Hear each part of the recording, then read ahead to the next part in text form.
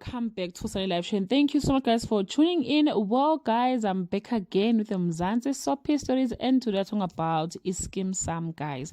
Kune storyline ke esekudala ke sidonsile, guys, and abantu la enkundleni zokuxhumana balokhu bebuze njalo ukuthi kanti uMapitsi ubanjwani ni kunini kodwa aqala ke ukujolela ke uTboss. Bose ngazo guys ke sesifikile ke leso sikhathi ematheza sangoMeya ayakuveza ngokucacela ukuthi cha i-relationship ka DJ Thomas kanye ke noMapitsi isifike ke esigcineni noma ke ekugcineni esiphethweni.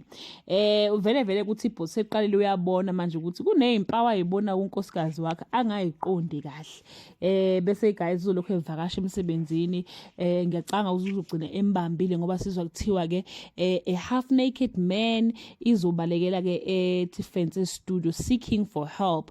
Bese bethi ke uMapitsi uzoxoxa kuSisibhetha. Sisibhetha guys uhambe khuluma indaba kaMapitsi le ngakubo ke eBuahoma kuphi la basuka khona. And ke bathi ke futhi uDJ Thomas noMapitsi bazokhuluma ke ngendaba yomjolo wabo phakathi ke emoyeni ke lapha kuBerry FM. Uhusband kaMapitsi uzofuna irevenge emva ukuthi ke ethola ukuthi unkosikazi wakhe ke uyamujolela. Unkosikazi ke akasenayo ke indawo la angathelela kuyona after lemkhuba ke akade ke egila no DJ Thomas. uMacky guys ngeke asale ngaphandle uvele ke kamfuni uMapitsi guys bathi she will take charge of her son's household. Angazi noma uzobe sehambile noMapitsi emzini wakhe or kuzokwenzekalani, but ke uMacky uzothatha i-charge or uzohamba ke ayogada ke izingane njengoba uMapitsi kade sexosheke uSisibhetha, and naye ke naye ngicanga ukuthi naye ke guys ubalekile ngoba akazi ukuthi lesasibhamu esathenga uTboss sizodubula abani.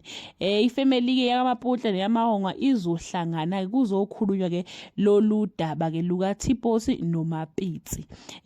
So yeah guys, I kunzima ngampela ke into ezobuyenzeka lapha yana, kodwa nje kuphelile ngale relationship kaMapitsi kanye ke no DJ Thomas. uDJ Thomas guys, I'm not so sure, but do leave your comment below usho ukuthi ngicanga ukuthi uDJ Thomas ubemthanda ngampela yini uMapitsi noma enjoya nje ukudla unkosikazi womuntu.